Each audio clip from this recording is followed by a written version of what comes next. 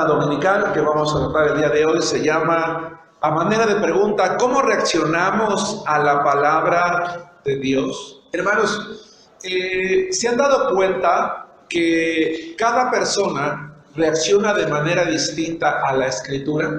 Estoy seguro, hermanos, que antes de que ustedes y yo aceptáramos a Cristo, y aún ahora que tenemos a Cristo, reaccionamos de manera distinta a la palabra de Dios. Algunas reacciones son buenas y algunas reacciones no tanto. Por eso es que vamos a ver el día de hoy, hermanos, diferentes aspectos, diferentes maneras en las que las personas o los cristianos mismos reaccionamos cuando escuchamos la Biblia. Nos vamos a dar cuenta que con base en la reacción que nosotros tenemos, pues es el efecto que va a provocar en nuestra mente y que va a provocar en nuestro corazón. A veces nos preguntamos, bueno, ¿por qué esa persona, por más que yo le he compartido de Cristo, no ha creído? ¿Por qué ha reaccionado de una manera? A veces decimos, ¿por qué por más que nos enseñan esto en la iglesia, sí lo hacemos o no lo hacemos o lo hacemos a medias? Y es porque quizás la manera en la que estamos reaccionando a la palabra de Dios, pues no es precisamente la que Dios esperaría, la que surte el efecto adecuado.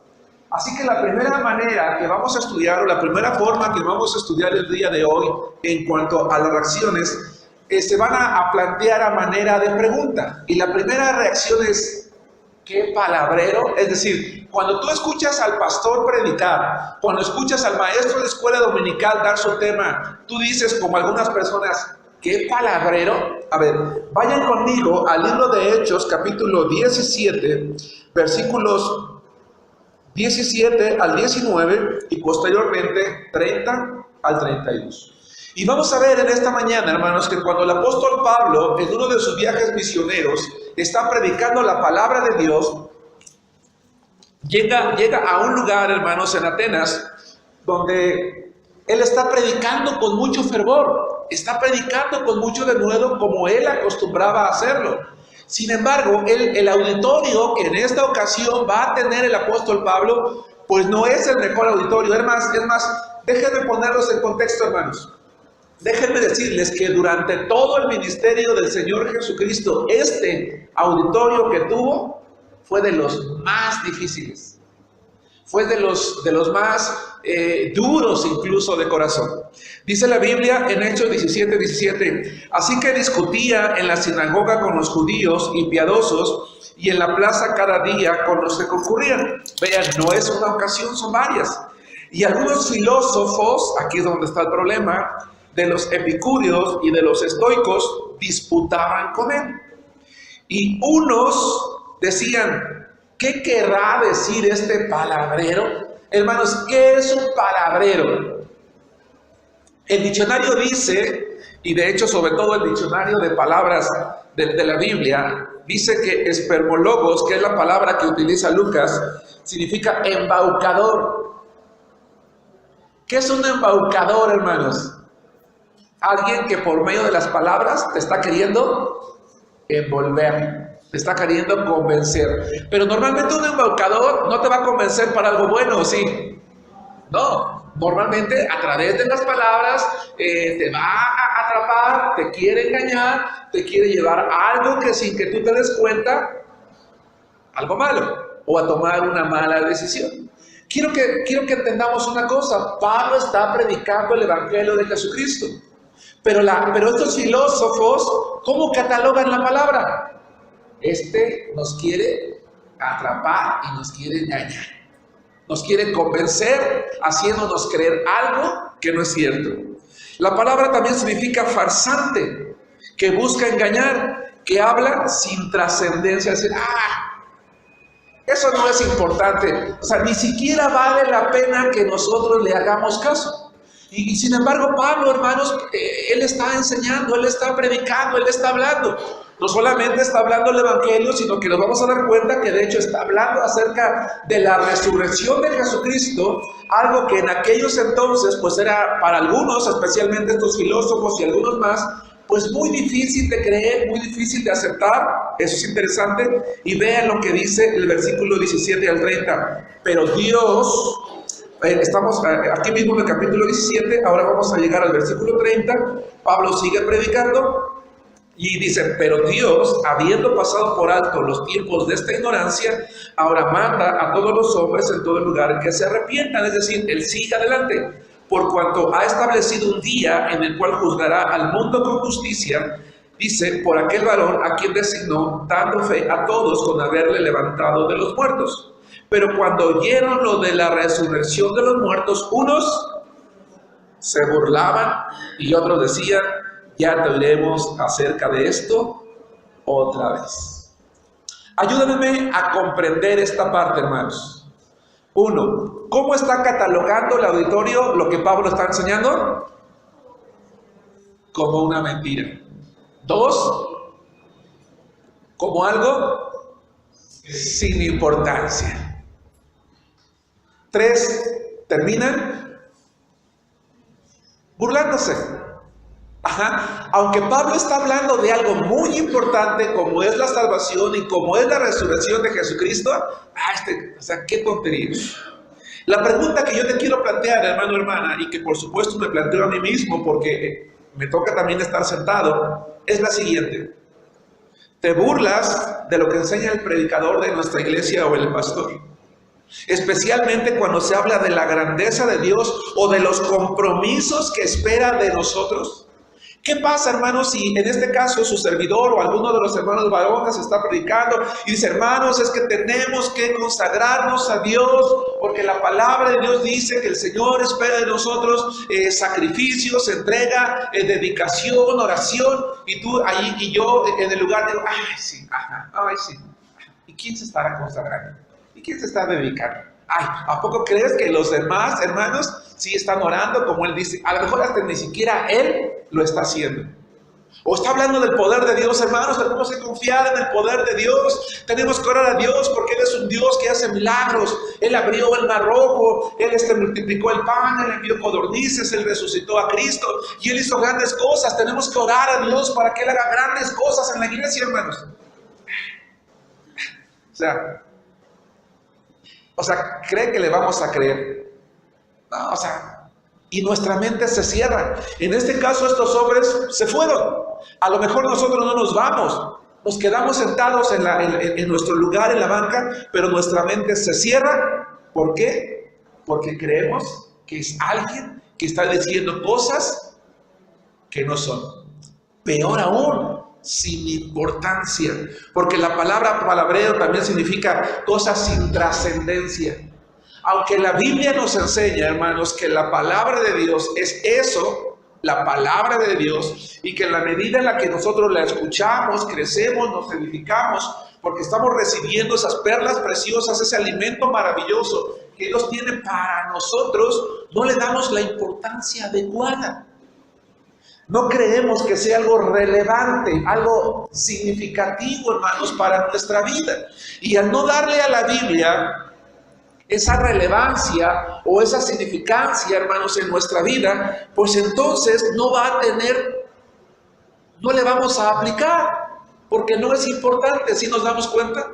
Hermanos, yo quiero decirles una cosa. Empecé ya el segundo taller de homilética, gracias a Dios tengo buenos alumnos, 8 en total, y yo les comentaba algo a los alumnos de homilética. Yo les decía: lo primero que un varón tiene que hacer para preparar una clase o una predicación es orar a Dios. Nosotros, hermanos, como predicadores, oramos a Dios y le decimos a Dios: Señor, ¿qué quieres que le enseñemos a la iglesia? ¿Qué les quieres decir? ¿Qué decisiones quieres que tomemos? ¿Qué reacción quieres que tengamos? ¿Cómo puedo yo o cómo debo yo como predicador aplicar primero esto a mi vida para poder tener autoridad y subirme al púlpito y decirle a los hermanos, tenemos que hacer esto? ¿Sí me explico? Y yo decía a los hermanos, porque si yo no oro a Dios, si yo no le consagro a Dios el sermón, cuando lo empiezo, cuando lo redacto y cuando lo termino, entonces no voy a provocar ninguna reacción en la iglesia. Pero oramos a Dios para que la palabra que aquí se predica produzca una reacción. Y la reacción puede ser positiva o puede ser negativa. Positiva. Amén, gloria a Dios. Es cierto, no es lo que más me gusta, pero es lo que necesito. Negativa. Y otra vez, ya sé que tengo que orar, ya sé que tengo que hacer esto, ya sé que, es que, no, o sea, es una reacción negativa, pero es una reacción, porque oramos por eso. Pero si nosotros creemos que el predicador designado ese día, en este caso me tocó a mí, dar la clase, es un palabrero, para mí eso no es importante. Además, yo ni siquiera tengo hijos. Además, yo ni siquiera soy casado. Además, yo ni siquiera tengo ese problema. No. Toda la palabra que aquí se predica es útil para todos. Y les voy a decir por qué, hermanos. Porque a lo mejor yo ya no tengo hijos que educar. Ya soy abuelo, ya tengo hijos bajo mi cuidado. Pero si tengo un amigo que necesita un consejo, si tengo un familiar, si tengo un sobrino, por cierto, que tiene ciertos problemas por allí, ¿verdad? Y a lo mejor yo me puedo acercar con él y le digo, oye, mira, hijo, la palabra de Dios dice esto. La palabra de, oye, tío, mira, ¿y cómo le hago? O papá, o hermano, oye, ¿qué crees que tengo este problema? Mira, la Biblia dice esto, la Biblia dice lo otro, la Biblia dice aquello. Y si yo aprendo a venir a la iglesia, a escuchar la palabra de Dios, entonces la palabra de Dios va a empezar a tener para mí una relevancia. Para mí no va a ser un palabrero el hermano que está al frente. Y entonces resulta que el hermano que está a mi lado, oye hermano, que mira, que esto y el otro. Y yo en lugar de ponerme a platicar con él, le digo, hermano, no seas maldito, terminando me lo platicas porque mira, es que quiero atender, quiero escuchar. ¿Sí me explicó? No, es que mira, bla, sí, aguántame tantito, espérate tantito. Mira, vamos a atender, vamos a escuchar, es que lo que está diciendo el hermano es interesante, es útil. Al final de cuentas, hermanos, ¿cuándo iba a volver a regresar Pablo por ese lugar, hermanos? Era una oportunidad única que ellos tenían de escuchar lo que el Señor tenía para ellos. La mejor oportunidad para esos epicúreos, estoicos, filósofos, hermanos, era esta. Y en lugar de darle importancia a lo que este hombre tenía, le dieron más importancia a lo que había en su mente, a lo que ellos creían. Aunque usted no lo crea, algunos hermanos en la iglesia, algunos, no me atrevo a decir cuántos, a pesar del tiempo que tenemos en la iglesia, crecimos con ciertas costumbres y ciertas maneras de pensar en la familia. O así fuimos educados. Y resulta que venimos a la iglesia y escuchamos lo que la palabra de Dios enseña, y lo que yo ya sé o la manera en que yo crecí se levanta como una barrera y me cierro a lo que la palabra de Dios dice. No sé si me explico. Es lo que pasó con esos epicúreos, estoicos y los demás habitantes. Lo que yo sé es esto y lo que él dice son tonterías, son mentiras, son falsedades. No, es la palabra de Dios. Ustedes y yo nunca debemos de pensar siquiera que lo que nosotros aprendimos fuera de este maravilloso libro es siquiera comparable a lo que este dice. No sé si me explico. Tú me puedes decir que leíste antes de casarte 20 libros del matrimonio, o que leíste 50 libros de cómo educar hijos. Está bien, te lo aplaudo. Pero ninguno de esos autores, incluso aunque sean cristianos, van a superar lo que esto dice. Porque al final de cuentas lo que prevalece, ¿qué es, hermanos? La palabra de Dios. Entonces la pregunta es, cuando yo escucho la palabra, le doy la importancia no al hombre. No sé si me explico. Bueno, es que hoy va a predicar el pastor, hoy va a predicar este hermano. Bueno, a él sí le pongo atención y al otro no. No. Porque si yo no le pongo atención, dice el versículo 32, pero cuando oyeron lo de la resurrección de los muertos, uno se burlaba. ¿Algún día te has burlado de lo que algún hermano predicó en la iglesia en casa? Oye, ¿cómo ves lo que dijo el pastor hoy? Qué bárbaro, así se pasó, no, hasta cree, no le hagas caso. Oye, ya no te juntes con el pastor porque te va a meter ideas, como que te va a hacer como misionero, qué tonto. No, o sea, ya no te juntes con él, porque mira, él porque no tiene nada que hacer. Él porque ya, yo creo que lo han de haber corrido, o no tenía futuro, y por eso se metió de pastor, pero tú no le hagas caso, o sea, No, y si se acerca contigo y te dice que mira que tienes que estudiar, que tienes que consagrarte, que por qué no faltas al templo, perdón, que por qué faltas y por qué no le echas ganas, tú dile que sí, dile todo que sí. O sea, ¿no? O de repente estás por ahí sentado con tu familia y está predicando el hermano, el pastor, y le dices, y no hay una sonrisita por allí, ¿no? Y ya sabes que va a ser la comidilla al rato de la casa. Hermanos, ¿pudiera estar ocurriendo eso? Ojalá que no. Yo apelo a que no. Pero como soy humano, hay una pizca de posibilidad de que pudiera ocurrir. Y entonces resulta que en realidad la gente no se estaba burlando de Pablo. No estaban diciendo que era insignificante lo que Pablo decía, sino que estaban tomando como insignificante o como significancia la palabra de Dios. No sé si me estoy explicando, hermanos. Estamos hablando de cómo reacciono, porque el título de la clase del día de hoy es ¿cómo reaccionamos a la palabra de Dios? Me temo entonces que si yo soy de las personas que cuchicheo, que murmureo, pues entonces no le estoy dando la importancia. Por eso es que es bueno cuando yo vengo a la casa de Dios, yo ya venga preparado con mi mente. Yo voy a llegar a sentarme, a concentrarme lo más que pueda en la palabra y le voy a dar la importancia que ésta requiere. Punto número 2. Hay una forma también, una segunda forma de reaccionar a la palabra. Y la pregunta es, ¿qué haremos? ¿Qué haremos? Vayan conmigo, por favor, al libro de Hechos, capítulo 2, versículos 36 a 38 y posteriormente el 41. De lo que hay en nuestro corazón, hermanos amados, depende la manera en cómo reaccionamos. En el corazón del epicúreo, del estoico y del judío, pues había dureza, había pecado, y por eso hay burla a la palabra. Pero en el corazón del creyente se entiende que ya está Cristo.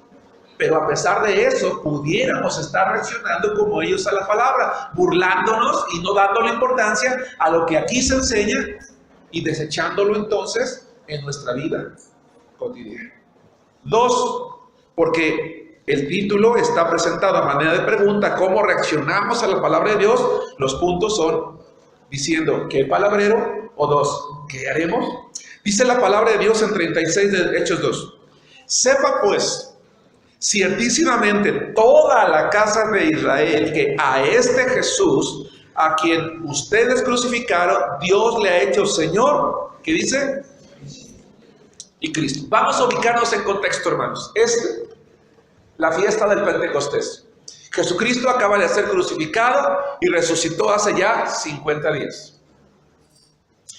Llega el Espíritu Santo, hermanos, a la iglesia, y como muestra del poder que el Espíritu Santo da a la iglesia, se predica la palabra de una manera maravillosa. En el contexto, Pedro viene predicando el Evangelio, y llega el momento en el que está yendo al corazón del oyente, diciéndole que ellos habían menospreciado la palabra, que ellos habían menospreciado a Cristo, y es más, que ellos lo habían crucificado. La predicación de Pedro no era como que, oye, mira, Dios te ama. Dios te ama, y si tú te acercas a Dios, Él te va a arreglar tus problemas, Él te va a sanar, Él va a hacer milagros en tu vida, y por la sangre de Cristo que tiene poder va a pasar esto. Si quieres, acércate a Dios. No, o sea, Pedro dice, el pueblo es pecador, es duro, es rebelde de corazón. Tanto llegó la dureza que crucificaron a Cristo. Pero Él está predicando, hermanos, no desde un punto de vista crítico que destruye, que deshace. Él viene desarrollando con argumentos, Él viene convenciendo de pecado. Y llega el momento, ¿verdad?, por obra del Espíritu Santo, que está convenciendo a la gente. El versículo 37 dice, al oír esto, ¿qué pasó, hermanos? Pero yo decía hace rato, toda predicación de la palabra genera 2 reacciones. ¿Sí lo dije hace rato, hermanos, o no? Dije que una reacción puede ser positiva y la otra negativa. ¿Esta reacción cómo fue? Positiva. La pregunta es, ¿qué es compungirse? Un par de manos rápidamente. Dolerse, querer, conmoverse, quebrantarse, sentirse oprimido, con dolor, con preocupación. A pesar de la manera tan clara y directa, pero amorosa que Pedro está usando para predicar la palabra, está llegando al corazón del oyente. Y ellos, en lugar de decir, ay, ya oiré, algún otro día oiremos a este palabrero, qué tonto, no. Ellos están atendiendo. Ahora quiero que entendamos esto, hermanos. Había miles de personas escuchando, Había muchos factores alrededor porque estaban al aire libre. Aquí en el templo de repente pasa el carro de los camotes, de repente se suena la campana de la basura, de repente pasa el de los tamales, de repente quién sabe qué, y no podemos evitar, me incluyo, a veces distraernos.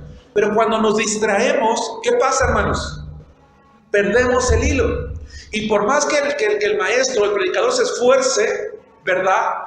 Pues ya no logra a veces rescatarnos, ya no logra traernos de nuevo. Y de repente nos damos cuenta, y yo por ejemplo lo hago cuando escucho ruido afuera, levanto la voz para tratar de luchar un poquito con eso, y muevo las manos y pongo un ejemplo y llamo a esto y el otro, tratando de mantener al auditorio presa en el buen sentido de lo que yo estoy diciendo, porque quiero que la mente se quede aquí, ¿sí me explico? Y así estaban esos hombres, hermanos, están escuchando la palabra, y llega un momento, hermanos, en el que al unísono, dice, se compungieron de corazón y dijeron a Pedro y a los otros apóstoles, varones hermanos, ¿qué dice? ¿Qué haremos? ¿Qué fue lo que pasó en ese momento, hermanos, en el corazón del oyente? Sintieron hambre, se sintieron movidos, se sintieron preocupados.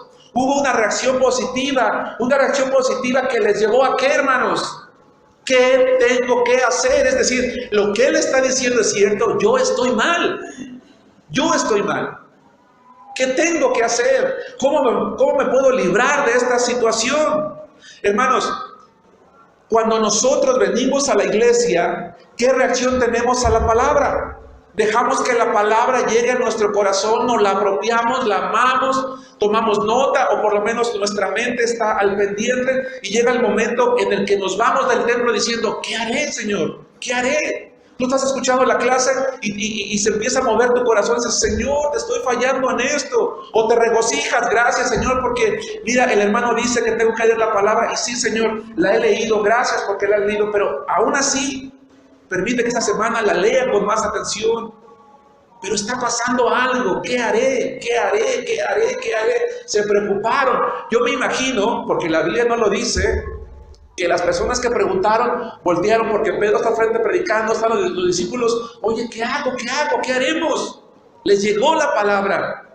Y cuando la palabra llega, hay un cambio, hay una reacción, hay una acción, ocurre algo.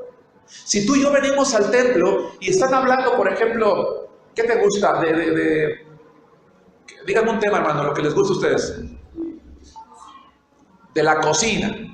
Bueno, nos están diciendo, ¿verdad?, que a lo mejor a las damas, que una de las responsabilidades de una esposa, dice Pedro ahí en su epístola, que es que se afana por su casa, que se preocupa por atender a su familia, ¿no? Y hermana, y ese alimento que tú cocinas para tu familia, conságraselo a Dios, Señor, dame sabiduría para que hoy los frijoles, la sopa, el arroz, las quesadillas me queden bien ricas, y llegue mi esposo y mis hijos y digan, wow, qué comida tan rica mamá preparaste el día de hoy, y yo me sienta contenta, ¿verdad?, de que aún en eso te estoy sirviendo, porque cuando sirvo a mi familia, sirvo a mi esposo, sirvo a mis hijos, te estoy sirviendo a ti.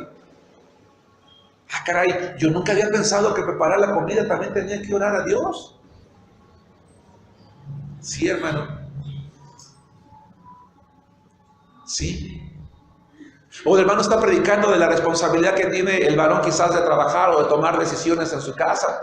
Caray, Señor, pues si yo hago un repaso, creo que yo no he estado tomando las decisiones que tú quieres, Dios. ¿Qué haré? Tengo que hacer algo.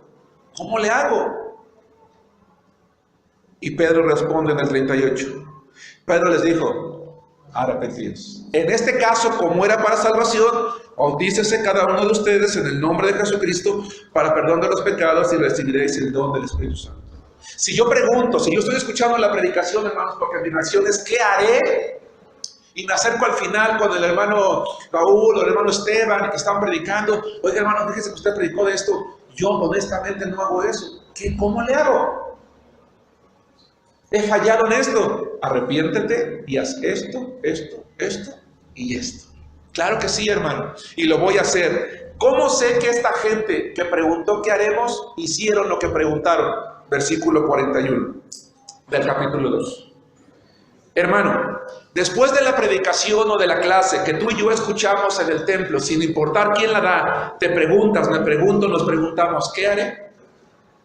Es decir, ¿dejo que Dios me hable?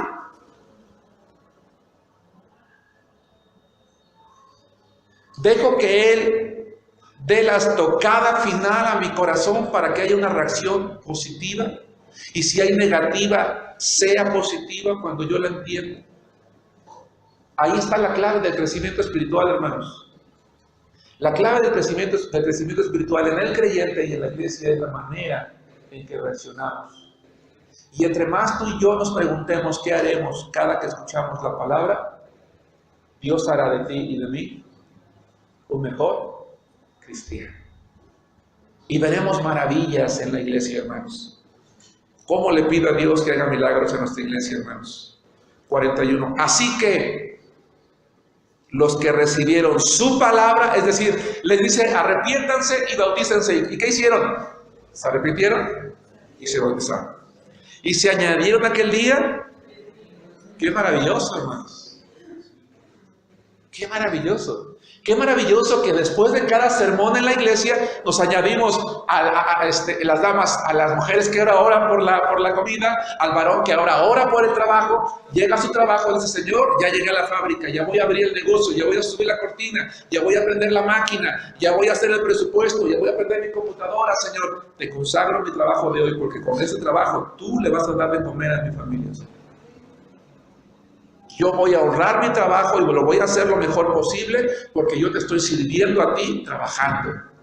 Porque uno sirve a Dios trabajando, sirve a Dios cocinando, sirve a Dios planchando, sirve a Dios dirigiendo, porque todo lo que el cristiano hace, lo hace para la gloria de Dios.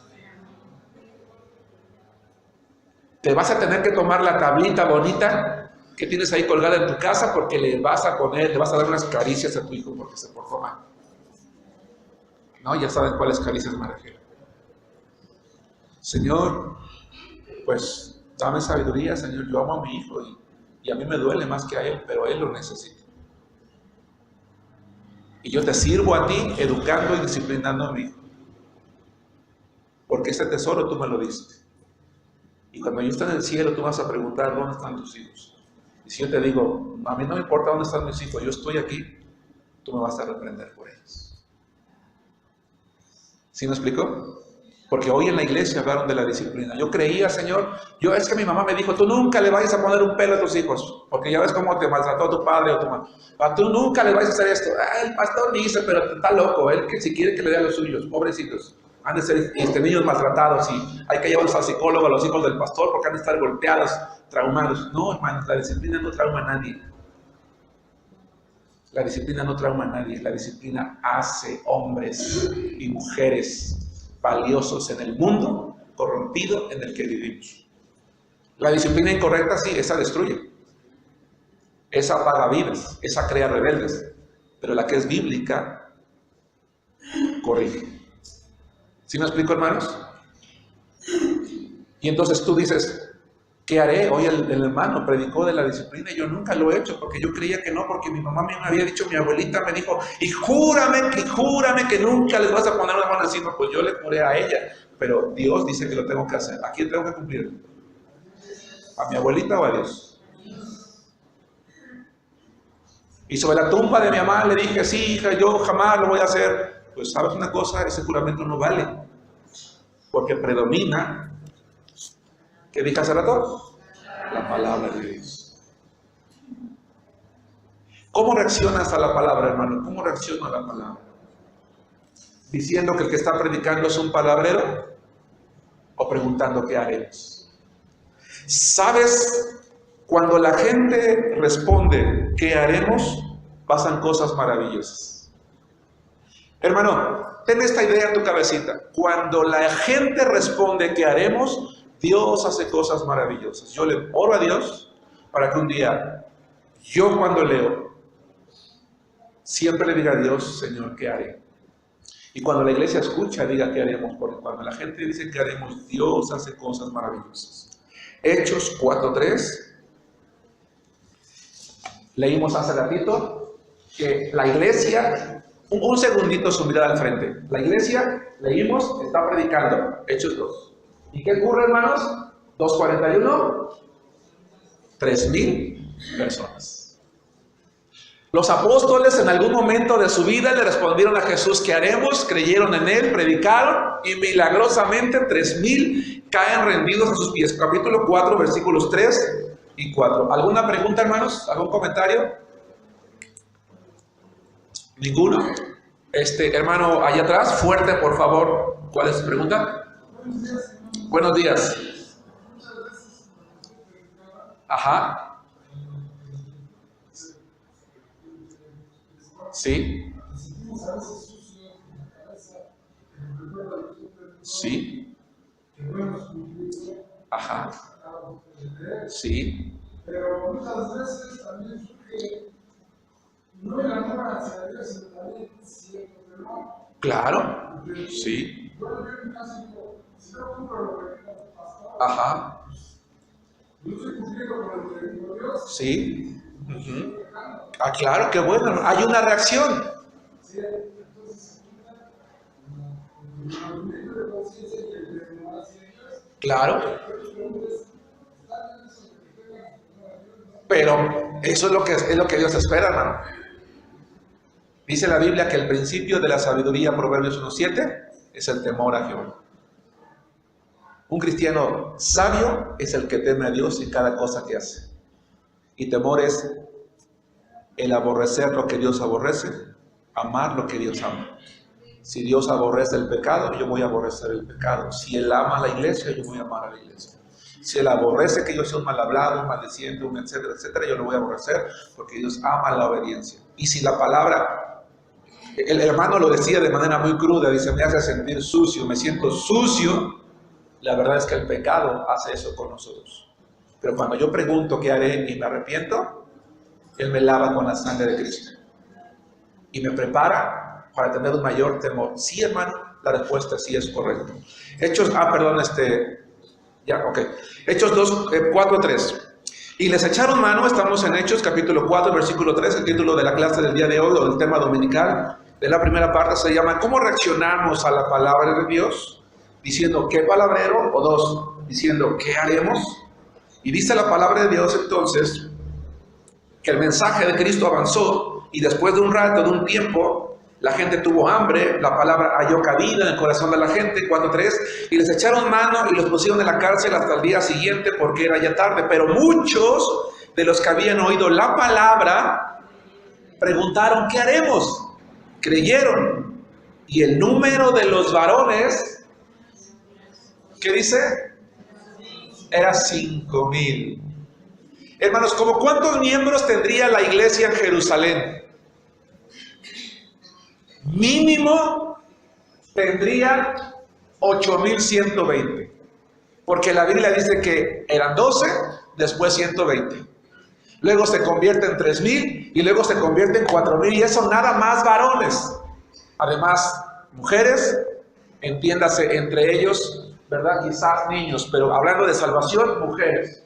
La iglesia de Jerusalén mínimo tendría 8,120 miembros y de ahí para arriba, los que usted quiera poner. La pregunta es, ¿por qué crecía tanto? Porque la gente respondía, queremos. Hermanos, ¿creen ustedes que Arenal es una iglesia que podría crecer como se debe? Sí. ¿Dónde está la clave? ¿En tener una campaña de evangelismo cada domingo? ¿En comprar unas camionetas ahí por la gente hasta la puerta de su casa, rogándole que se suba y que así le ahorramos el pasaje y a ver si por lo menos así viene. ¿No? Digo que no es mala idea. Si tan solo cada uno de nosotros a cada predicación dice que haremos, Dios va a hacer cosas maravillosas en la iglesia. Porque los discípulos hacían la voluntad de Dios y predicaban. ¿Y saben qué hacía el Señor? Decía, a esa iglesia voy a mandar gente. Porque ahí dicen, ¿qué haremos? ¿Qué haremos? ¿Qué haremos? ¿Es hermoso, no creen ustedes, hermanos? ¿Cuál va a ser la reacción nuestra a la palabra? O tres, quizás cuando tú y yo escuchamos la palabra, le decimos al Señor, ¿por qué se prolonga mi dolor? Vayan conmigo al libro de Jeremías, capítulo 15, versículos 15 al 21. Jeremías, ay hermanos, Jeremías era un hombre de Dios, pero era un hombre como yo, ¿verdad? Que muchas veces la debilidad está allí. No estoy diciendo que era como yo, no. Jeremías era un gran varón de Dios. Pero me refiero a que también de repente las circunstancias de la vida lo desanimaron, como a ti o como a mí, lo desalentaron. Y es que la vida de Jeremías, hermanos, no fue fácil. No, yo vivo en un lecho de rosas, hermanos. Jeremías sí pasó una vida complicada. Más de 40 años predicando y soportando burlas, soportando bofetadas, soportando cárcel, soportando maltrato, soportando ser lanzado en un hoyo y comiendo agua echada a perder y pan duro. Él sí sabía lo que era vivir la vida cristiana. Muy duro. Llegó un momento en que sinceramente es tanto que Jeremías se siente un poquito desalentado, como muchos de nosotros nos hemos sentido desalentados. Y llegó un momento en el que él reacciona así. Jeremías 15:15. Voy a leer la palabra de Dios, voy a esperar a que todos estemos allí porque me interesa que todos la escuchemos. Dice, tú lo sabes, oh Jehová, acuérdate de mí y visítame. Quiero hacer un paréntesis, hermanos, que no tiene que ver con la clase. Visítame es una frase común en el Antiguo Testamento que no es aplicable en el Nuevo Testamento. En el Antiguo Testamento la palabra visítame daba la idea de que como Dios, como el Espíritu Santo de Dios no estaba presente en toda la gente como está en el Nuevo Testamento, era un anhelo de que Dios se ocupara personalmente de esa persona. Visítame.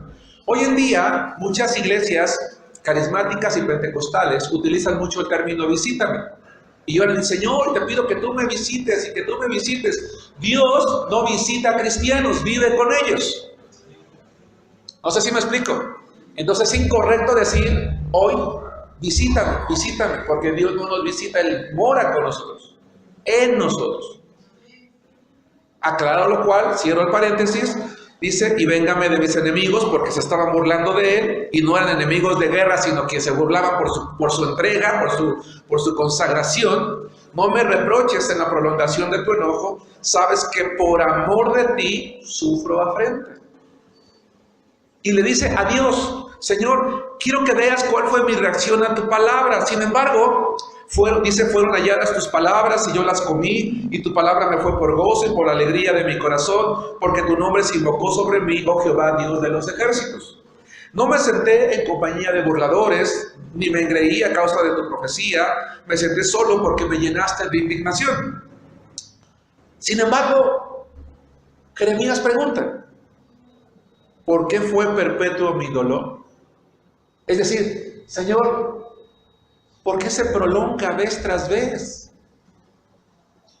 Hermano, Jeremías era un hombre que amaba a Dios, servía a Dios, y Dios era la prioridad en su vida. Pero ¿saben qué le pasaba a Jeremías? Todo lo que yo mencioné hace rato, es decir, su vida era llena de pruebas. Pero lo peor del caso es que las pruebas eran generadas por su propio pueblo. Háganme el favor.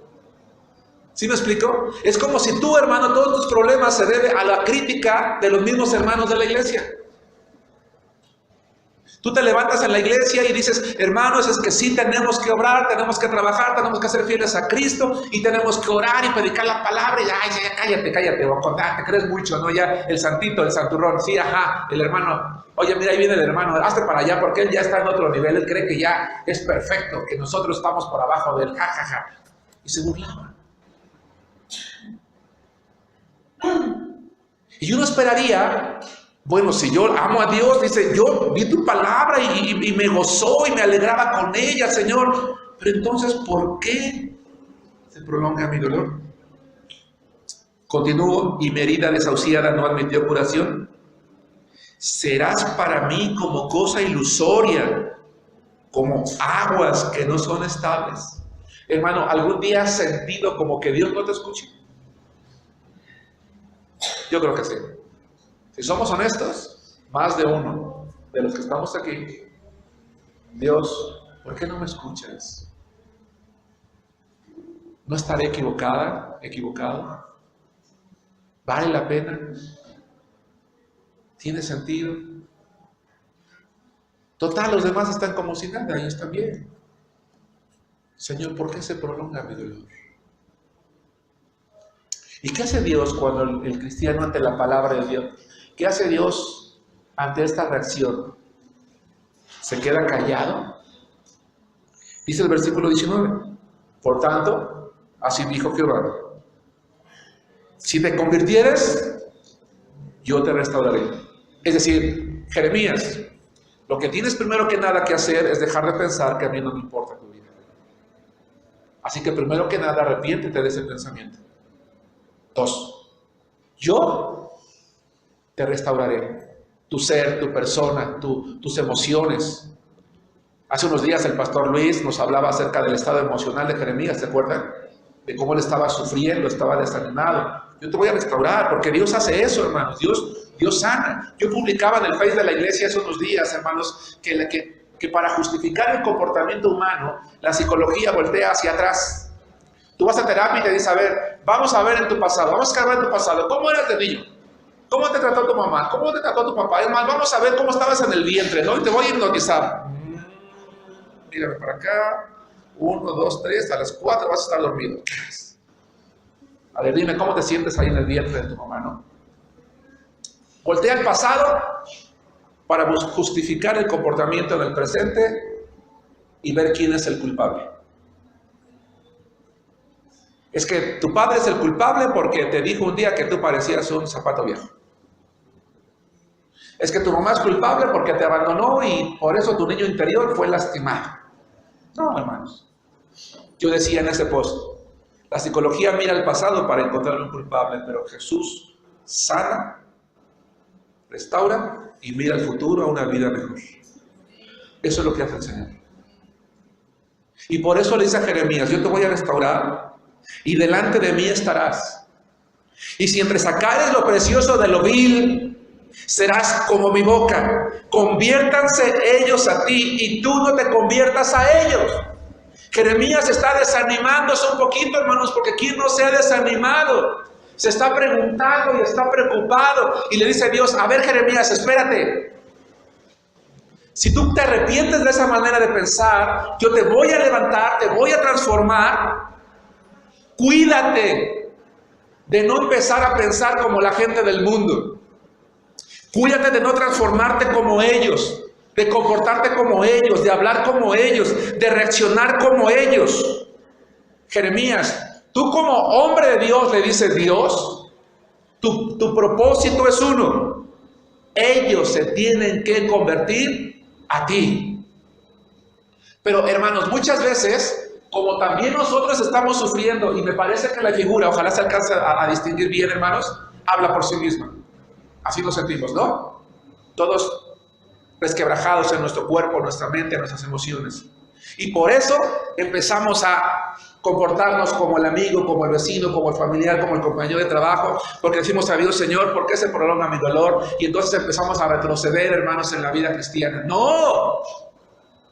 Y llega el momento en el que tú eres un cristiano fiel, pero ya piensas como tu amigo, como tu compadre, como tu jefe, como tu compañero de salón de clases, y ya te traes tu cigarro en la boca, ya dices una palabra mala, ya estás empezando a alburear, ya estás empezando a hacer trampa, ya estás empezando a hacer eso, y dice Dios, no.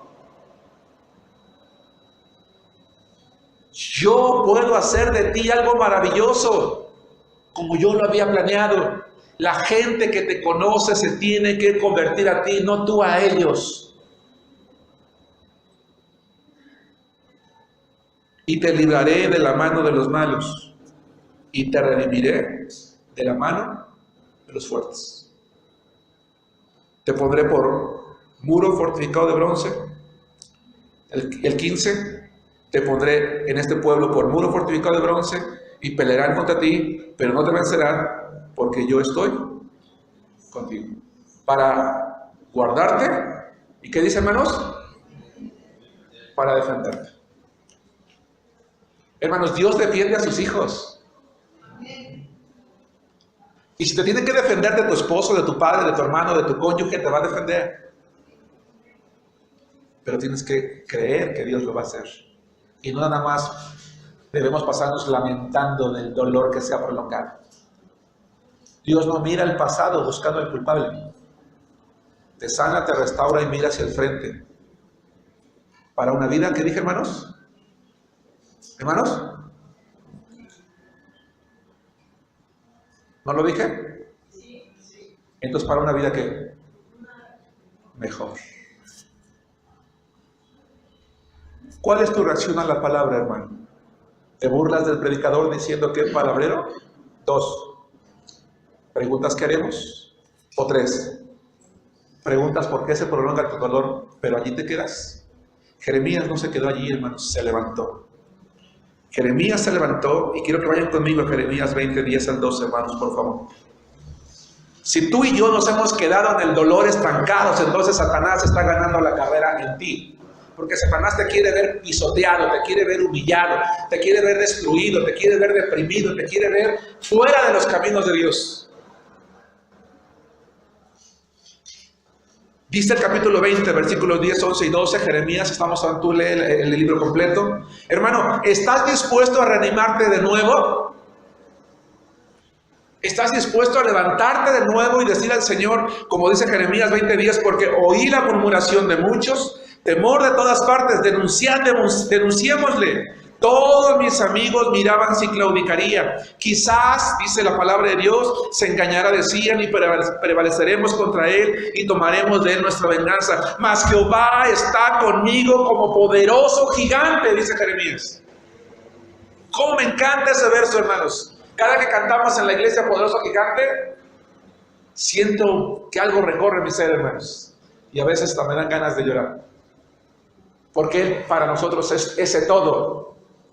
Siempre ha sido ese todo, pero nosotros nos pasamos preguntándonos, ¿por qué se prolonga mi dolor? Y cuando el cristiano se estanca en el dolor, se estanca en el crecimiento espiritual, hermanos. Habemos muchos cristianos que estamos allí estancados en el dolor. Mas Jehová está conmigo como poderoso gigante. Por tanto, los que me persiguen tropezarán y no prevalecerán. Serán avergonzados en gran manera, porque no prosperarán. Tendrán perpetua confusión que jamás será olvidada. Oh Jehová de los ejércitos, que pruebas a los justos, que ves los pensamientos y el corazón. Vea yo tu venganza de ellos, porque a ti he encomendado mi causa. Eso no un cambio esto, hermanos. ¿Se estancó Jeremías, hermanos? ¿Puedo juzgarlo porque me preguntó a Dios por qué se prolongaba su dolor? Si yo lo juzgo, entonces no reconozco su humanidad, la misma que yo puedo tener muchas veces. Más bien lo que tengo que ver es que yo tengo que permitir que Dios me muestre a mí que también está conmigo como poderoso gigante. 4, y con eso termino. Estamos en tiempo, hermanos. ¿Cómo reaccionas a la palabra de Dios? Preguntando, ¿a quién iremos? Juan capítulo 6, versículo 63 al 66. Al 68, perdón. Juan capítulo 6, versículos 63 al 68. Es muy bonito lo que vamos a ver ahorita, hermanos, o a recordar en este momento. Dice la palabra de Dios, Evangelio de Juan, capítulo 6, versículos 63 al 68, lo siguiente. ¿Alguien tiene alguna pregunta, hermanos? ¿Algún comentario? ¿Ninguno? Bien. Dice el Señor en su palabra, el Espíritu es el que da vida. Cristo está predicando. La carne, para nada aprovecho. Las palabras que yo les he hablado son Espíritu y son vida. Pero hay algunos de ustedes que no creen. Porque Jesús sabía desde el principio quiénes eran los que no creían y quién le había de entregar. Y dijo, por eso les he dicho que ninguno puede venir a mí si no le fuere dado del Padre. ¿Qué problema hay con esto, hermanos? Nada. ¿Te puedes imaginar lo maravilloso que es tener como maestro a Jesucristo, hermanos? Qué maravilloso sería que en lugar del pastor, de este hombre inútil, ¿verdad?, el que estuviera predicando fuera Jesucristo. Digamos, nadie se iría de la iglesia. Si Jesús estuviera predicando en la iglesia de Arenal, nadie se iría de la iglesia. La iglesia estaría llena. Habría miles de gentes. Versículo 66. Desde entonces, muchos de sus discípulos dijeron, a partir de hoy, jamás nos apartaremos del Señor. Seremos cristianos consagrados, leeremos la Biblia, oraremos, predicaremos y aguantaremos todas las pruebas. ¿Sí dice eso, hermanos? No. Dice, muchos de sus discípulos volvieron atrás y ya no andaban con él. Así que no culpes al pastor o a los predicadores porque hay gente que ya no está aquí. Probablemente ese sea culpa y yo acepto la mía. Pero no depende de eso. Depende de muchos factores, hermanos, y les voy a decir uno el día de hoy. A Jesús, al principio de su ministerio, el primer año que se conoce pues, como el año, ¿verdad?, en el que él se da, digamos, a conocer, está empezando a predicar, estableciendo, pero el segundo año, que es el año de popularidad, que analizamos ahí en el seminario, pues las multitudes lo seguían, hermanos. O sea, literalmente, multitudes seguían a Jesús. Pero el tercer año ocurrió un problema.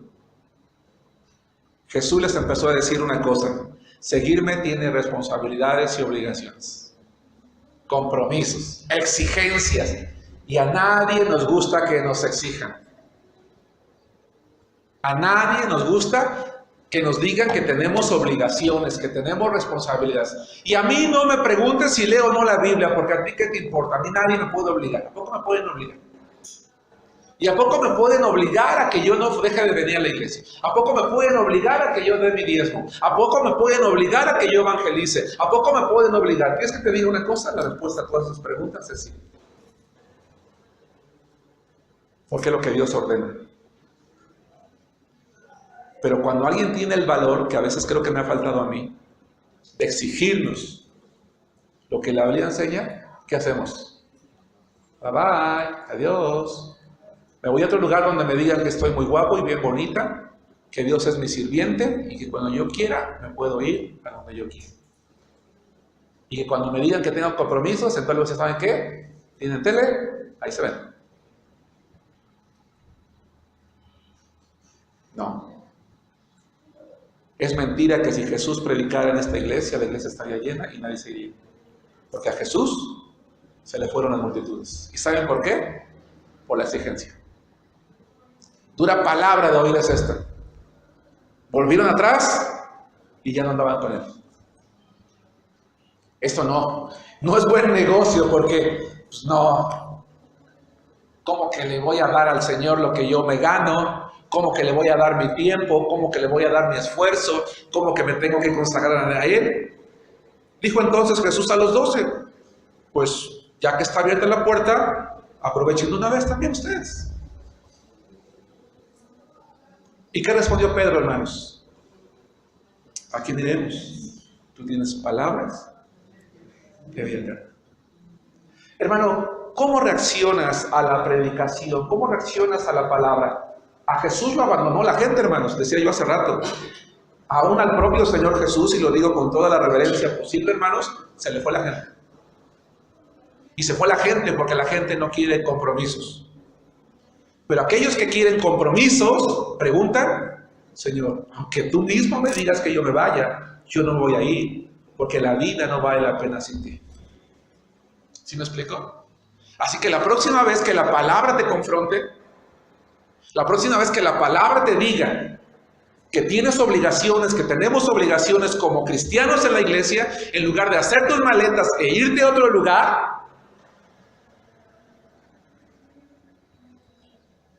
di como Pedro, Señor, ¿a qué otro lugar me voy a ir?